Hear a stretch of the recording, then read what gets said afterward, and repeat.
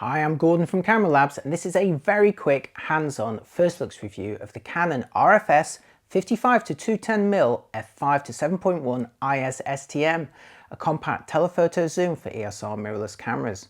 Announced in February 2023, it's Canon's third lens designed specifically for EOS R cameras with cropped APS-C sensors like the R7, R10 and the R50, on which it delivers a range equivalent to 88 by 336mm. Now you can also mount it on full frame EOS R bodies, although these will automatically apply the same 1.6 times field reduction, delivering the same coverage, albeit with a drop in total resolution on those models. Note that it is not compatible with Canon's EOS M or DSLR cameras. It costs around £429 in the UK and complements the RF-S 18-45 kit zoom, roughly taking over at the long end to extend the reach. Canon followers may recall the earlier EFM 55-200 f4.5-6.3 telephoto zoom for EOS M cameras, but the new RF-S model has different specs and isn't an adaptation. For starters, the reach is slightly longer at 210mm and the aperture sadly a little dimmer.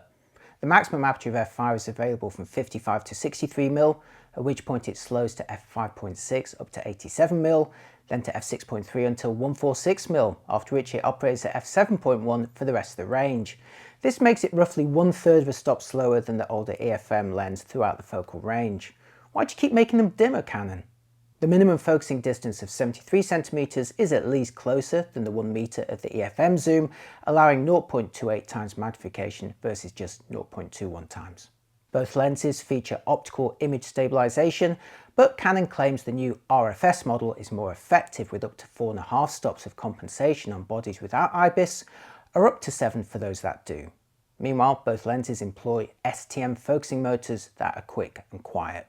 As for the physical design, the RF-S lens is a little larger than the EFM model despite its slightly dimmer aperture.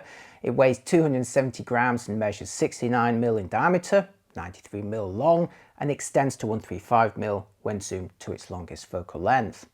The filter thread is also a little wider at 55mm.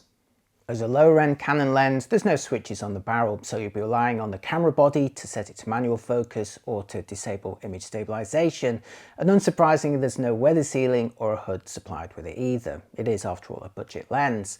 And until I get to spend more time with it, that's about all I can say for now. It is ultimately aimed at owners of lower priced bodies like the R10 and R50, so if you have either of those, do let me know if you're going to be interested in pairing them with this new lens. It'll certainly make a useful twin lens kit with the 18-45, and once I've tested it fully, I'll link to that review here. Thanks for watching, and I'll see you next time. Bye bye.